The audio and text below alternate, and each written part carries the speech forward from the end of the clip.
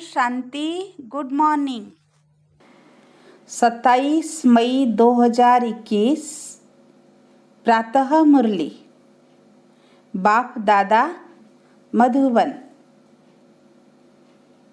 सतगुरुवार के दिन आज सतगुरु बाबा ने बोले, मीठे बच्चे, अभी विनाश का समय बहुत समीप है, इसलिए एक बाप से सच्ची प्रीत रखो, किसी देहधारी से नहीं।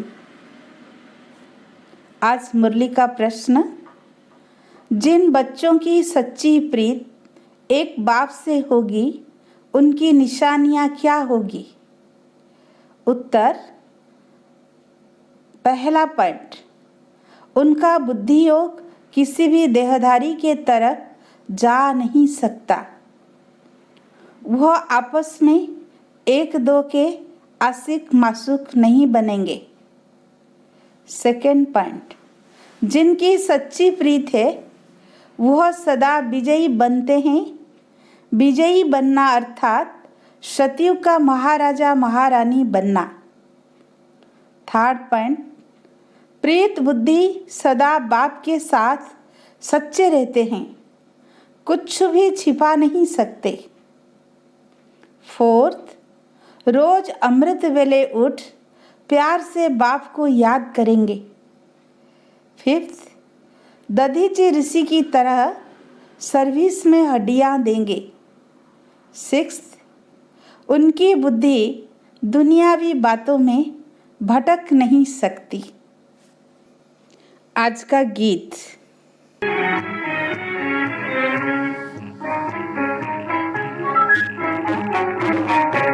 न वो हमसे जुदा होंगे, न वो हमसे जुदा होंगे, न उल्फत दिल से हर दिल से निकलेगी, न उल्फत दिल से निकलेगी।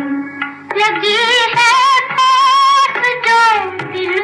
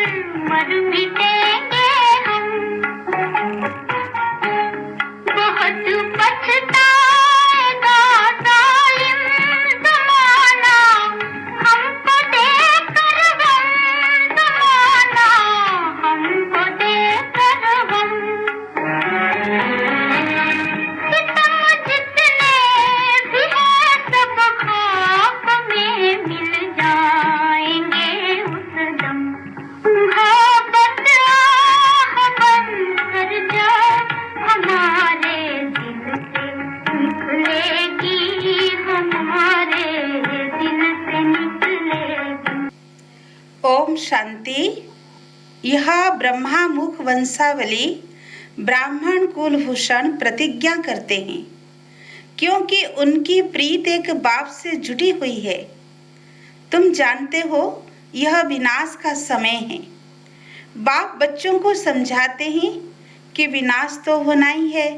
विनाश काले जिनकी प्रीत बाप के साथ होगी वही विजय पाएंगे, अर्थात सतयुग के मालिक बनेंगे। शिव बाबा ने समझाया है, विश्व का मालिक तो राजा भी बनते हैं तो प्रजा भी बनती हैं, परंतु पोजीशन में बहुत फर्क है। जितना बाप से प्रीत रखेंगे, याद में रहेंगे, उतना उच्च पद पाएंगे। बाबा ने समझाया है, बाप की याद से ही तुम्हारे विकर्मों का बोझा भस्म होगा।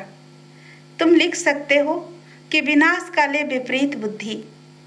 यह लिखने में कोई डर की बात नहीं है।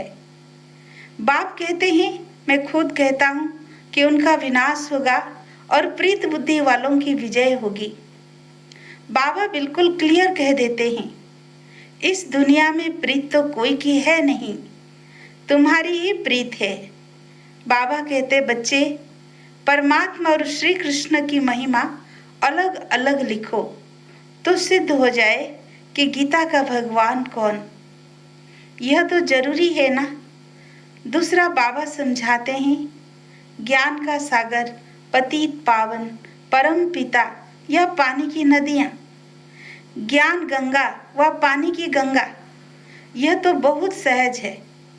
दूसरी बात, जब प्रदर्शनी करते हो तो सबसे पहले निमंत्रण देना चाहिए गीता पाठशाला वालों को।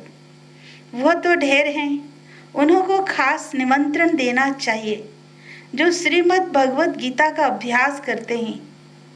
उनको पहले निमंत्रण देना चाहिए, क्योंकि वही भूल गए हैं और सभी को भुलाते रहते हैं। उनको बुलाना चाहिए कि अब आकर जज करो, फिर जो समझ में आए सो करना। तो मनुष्य भी समझे यह गीता वालों को बुलाते हैं। शायद इन्हों का गीता पर ही प्रचार है। गीता से ही स्वर्ग की स्थापना हुई है। गीता की बहुत महिमा है, परंतु भक्ति मार्ग की गीता नहीं। बाप कहते हैं, मैं तुम्हें सत्य ही सत्य बताता हूँ। मनुष्य जो अर्थ करते हैं वह बिल्कुल रॉन्ग है। कोई भी सत्य नहीं कहते, मैं ही सत्य बताता हूँ। परमात्मा को सर्वव्यापी कहना भी सत्य नहीं है। यह सब विनाश को प्राप्त होंगे और कल्प कल्प होते भी हैं। तुमको पहली पहली मुख्य बात यह समझानी है। बाप कहते हैं, यूरोपवासी यादवों की है विनाश काले विपरीत बुद्धि। विनाश के लिए अच्छी रीति तैयारियां कर रहे हैं, परंतु पत्थर बुद्धि समझ नहीं सकते हैं। तुम भी पत्थर बुद्धि थे, अब पारस बुद्धि बनना है। पारस बुद्धि थे, फिर पत्थर बुद्धि कैसे बने हैं, यह भी वंडर है। बाप को कहा ही जाता है नॉलेजफुल, मर्सीफुल। बाकी जो अपना ही कल्याण करने नहीं जानते, वह दूसरों का कल्याण कैसे करेंगे। जो नॉलेज ही धारण नहीं करते तो पद भी ऐसा पाते हैं। जो सर्विसेबल हैं वही उच्च पद पाएंगे। उनको ही बाप प्यार भी करते हैं। नंबरवार पुरुषार्थ अनुसार होते ही हैं। कई तो यह भी समझते नहीं कि हमारी बाप से प्रीत नहीं है तो पद भी नहीं मिलेगा। चाहे सगे बने व सोतेले बने, विनाश काले प्रीत बुद्धि नहीं होगी। बाप को फॉलो नहीं करेंगे तो जाकर कम पद पाएंगे। दैवी गुण भी चाहिए, कभी झूठ नहीं बोलना चाहिए। बाप कहते हैं, मैं सत्य कहता हूँ, जो मेरे से प्रीत नहीं करते तो पद भी नहीं मिलेगा। कोशिश कर 21 जन्म का पूरा वर्षा लेना है। तो प्रदर्शनी मेले पर पहले पहले गीता पाठशाला वालों को निमंत्रण देना है, क्योंकि वो भक्त ठहरे ना। गीता पाठी जरूर कृष्ण को याद करते होंगे, परंतु समझते कुछ नहीं है। कृष्ण ने मुरली बजाई, राधे फिर कहाँ गई? सरस्वती को बेंजो दे दिया है, मुरली फिर कृष्ण को दे दी है। मनुष्य कहते हैं हमको अल्लाह ने पैदा किया, परंतु अल्लाह को जानते नहीं। भारत की ही बात है, भारत में ही देवताओं का राज्य था, उन्हों के चित्र मंदिरों में पूजे जाते हैं। बाकी किंग्स आदि के स्टैचू तो बाहर लगा देते हैं, जिस पर पंछी आदि किचड़ा डालते रहते हैं। लक्ष्मी नारायण, राधे कृष्ण आदि को कितना फर्स्ट क्लास जगह पर बिठाते हैं। उन्हों को महाराजा महारानी कहते हैं। किंग अंग्रेजी अक्षर है। कितना लाखों रुपया खर्च कर मंदिर बनाते हैं, क्योंकि वो महाराजा पवित्र थे। यथा राजा रानी तथा प्रजा सब पूज्य हैं। तुम ही पूज्य फिर पुजारी बनते हो। तो पहली बात है, बाप को याद करो। बाप को याद करने का अभ्यास करने से धारणा होगी। एक के साथ प्रीत नहीं है तो फिर और के साथ लग जाती है। ऐसी ऐसी बच्चियां हैं जो एक दो को इतना प्यार करती है, जो शिव बाबा को भी इतना नहीं करती। शिव बाबा कहते हैं तुमको बुद्धि योग मेरे साथ लगाना है, या दो में या एक दो में आशिक माशूक बन जाना है, फिर मेरे को बिल्कुल ही भूल जाते हैं। तुमको तो बुद्धि योग मेरे साथ जोड़ना है, इसमें मेहनत लगती है, बुद्धि टूटती ही नहीं है। शिव बाबा के बदले दिन रात एक दो को ही याद करते रहते हैं। बाबा नाम सुनाए तो ट्रेटर बन जाते हैं, फिर गाली देने में भी देरी नहीं करते। इस बाबा को गाली दी तो शिव बाबा भी झट सुन लेगा। ब्रह्मा से नहीं पढ़े तो शिव बाबा से पढ़ न सके। ब्रह्मा बिगड़ तो शिव बाबा भी सुन न सके। इसलिए कहते हैं साकार से जाकर पूछो। कई अच्छे अच्छे बच्चे हैं जो साकार को मानते ही नहीं, समझते हैं यह तो पुरुषार्थी है। पुरुषार्थी तो सब है, परंतु तुमको फॉलो माँ बाप को ही करना है। कोई तो समझाने से समझ जाते हैं, कोई की तकदीर में नहीं है तो समझते नहीं, सर्विसेबल बनते नहीं। परंतु बुद्धि एक बाप से रखनी होती है। बहुत आजकल निकले हैं जो कहते हैं मेरे में शिव बाबा आते हैं।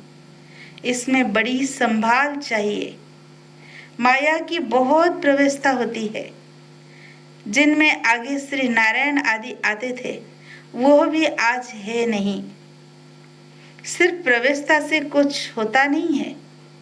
बाप कहते हैं माँ में कम याद करो, बाकी मेरे में यह आता है वह आता है, यह सब माया है।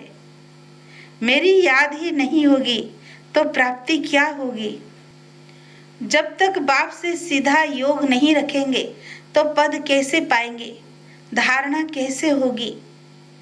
बाप कहते हैं तुम मामी कम याद करो। ब्रह्मा द्वारा ही मैं समझाता हूँ, ब्रह्मा द्वारा ही स्थापना हुई है। त्रिमूर्ति भी जरूर चाहिए। कोई तो ब्रह्मा का चित्र देख बिगड़ते हैं, कई फिर कृष्ण के 84 जन्म देख बिगड़ते हैं, चित्र फाड़ भी डालते हैं। अरे ये तो बाप ने चित्र बनवाए हैं, तो बाप बच्चों को समझाते हैं भूलो मत, सिर्फ बाप को याद करते रहो। बांधेलियों को भी रडियां नहीं मारनी है, घर में बैठ बाप को याद करती रहो। बांधेलियों को तो और ही ऊंच पद मिल सकता है।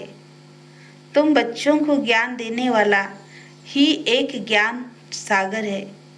स्पिरिचुअल नॉलेज एक बाप के सिवाय और कोई में है नहीं।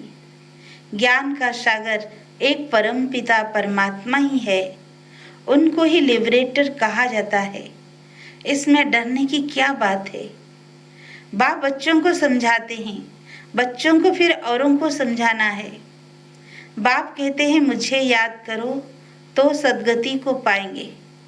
सतयुग में है राम राज्य, कलयुग में नहीं है। सतयुग में तो एक ही राज्य है। यह सब बातें तुम्हारे में भी नंबरवार है, जिनकी बुद्धि में धारणा होती है। जिनको धारणा नहीं होती है विनाश काले विपरीत बुद्धि कहेंगे, पद पा नहीं सकेंगे। विनाश तो सबका होना है, यह अक्षर कम है क्या? शिव बाबा कहते हैं, विनाश काले प्रीत बुद्धि बनो। यह तुम्हारा अंतिम जन्म है। इसमें अगर तुम प्रीत नहीं रखते हो तो पद भी नहीं मिलेगा। सच्चे दिल पर साहेब राजी होता है। दधीच ऋषि मिसल सेवा में हड्डियां देनी है। कभी कोई पर ग्रहचारी बैठती है तो नशा ही उड़ जाता है। फिर अनेक प्रकार के तूफान आते रहते हैं। मुख से कहते, इससे तो लौकिक के पास चले जाए, यहाँ तो कोई मजा नहीं है, यहाँ तो नाटक बाइस्कोप आदि खूब है। जो इन बातों पर हिरे हुए हैं वो यहाँ ठहर न सके, बड़ा मुश्किल है। हाँ, पुरुषार्थ से उच्च पद भी पा सकते हैं। खुशी में रहना चाहिए। बाबा खुद कहते हैं, सुबह को उठकर नहीं बैठता हूँ तो फिर मजा ही नहीं आता है। लेटे रहने से कभी कभी झुटका आ जाएगा, उठकर बैठने से अच्छी पॉइंट्स निकलती है, बड़ा मजा आता है। अभी बाकी थोड़े दिन है, हम विश्व की बात सही ले रहे हैं बाप से। यह बैठ याद करे तो भी खुशी का पारा चढ़े। सुबह को चिंतन चलता है तो दिन को भी खुशी रहती है। अगर खुशी नहीं रहती तो जरूर बाप से प्रीत बुद्धि नहीं है। अमृत बेले एकांत अच्छी होती है। जितना बाप को याद करेंगे उतना खुशी का पारा चढ़ेगा। इस पढ़ाई में ग्रहचारी बैठती है क्योंकि बाप को भूलते हैं। बाप से वर्षा लेना है तो मनसा वाचा कर्मणा सर्विस करनी है। इस सर्विस में ही अंतिम जन्म व्यतीत करना है। अगर और दुनियावी बातें में लग गए तो फिर यह सर्विस कब करेंगे? कल कल करते मर जाएंगे। बाप आए हैं स्वर्ग में ले जाने के लिए। यहाँ तो लड़ाई में कितने मरते हैं, कितनों को दुख होता होगा। वहाँ तो लड़ाई आदि होगी नहीं। यह सब पिछाड़ी के हैं, सब खत्म होने हैं। निधनक ऐसे मरेंगे, धनी के जो होंगे वो राज्य भाग्य पाएंगे। प्रदर्शनी में भी समझाना है कि हम अपनी कमाई से, अपने ही तन मन धन से अपना राज्य स्थापन कर रहे हैं। हम भीख नहीं मांगते हैं, जरूरत ही नहीं है। ढेर भाई बहन इकट्ठे होकर राजधानी स्थापन करते हैं। तुम करोड़ों इकट्ठा कर अपना विनाश करते हो। हम पाई पाई इकट्ठा कर विश्व का मालिक बनते हैं। कितनी वंडरफुल बात है। अच्छा, मीठे मीठे सिक्की लधे बच्चों प्रति माता पिता बाप दादा का याद प्यार और गुड मॉर्निंग। रूहानी बाप की रूहानी बच्चों को नमस्ते। रूहानी बच्चों की रूहानी बाप दादा को याद प्यार, गुड मॉर्निंग, नमस्ते नमस्ते। धारणा के लिए मुख्य सार। फर्स्ट पॉइंट, अमृत बेले एकांत में बैठ बाप को प्यार से याद करना है। दुनियावी बातों को छोड़ ईश्वरीय सेवा में लग जाना है। सेकेंड पॉइंट, बाप से सच्ची दिल रखनी है। आपस में एक दो के आशिक मासूक नहीं बनना है। प्रीति एक बाप से जोड़नी है, देहधारियों से नहीं। आज का वरदान, स्वार्थ शब्द के अर्थ को जान। सदा एक रस स्थिति में स्थित होने वाले सहज पुरुषार्थी भव। आजकल एक दो में जो लगाव है यह स्नेह से नहीं लेकिन स्वार्थ से है। स्वार्थ के कारण लगाव है और लगाव के कारण न्यारे नहीं बन सकते। इसलिए स्वार्थ शब्द के अर्थ में स्थित हो जाओ, अर्थात पहले सो के रथ को स्वाहा करो। यह स्वार्थ गया तो न्यारे बन ही जाएंगे। इस एक शब्द के अर्थ को जानने से सदा एक के और एक रस बन जाएंगे। यही सहज पुरुषार्थ है। आज का स्लोगन, फरिश्ता रूप में रहने से कोई भी विघ्न अपना प्रभाव डाल नहीं सकता। अच्छा, ओम शांति।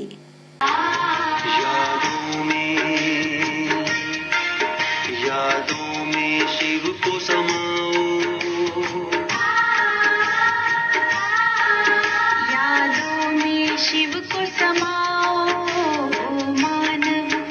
ओ मानव तुम परमानंद को पाओ। यादों में शिव को समाओ। ओ मानव तुम परमानंद को पाओ, तुम परमानंद को पाओ।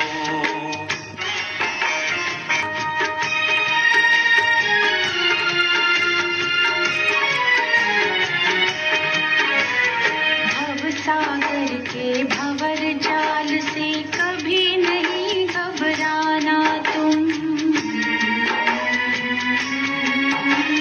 भवसागर के भंवर जाल से कभी नहीं घबराना तुम।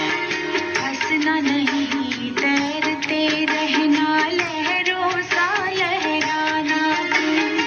प्रेम का पाठ पढ़ाओ मानव। प्रेम का पाठ पढ़ाओ मानव, प्रीत की रीत सिखाओ। यादों में शिव को समाओ।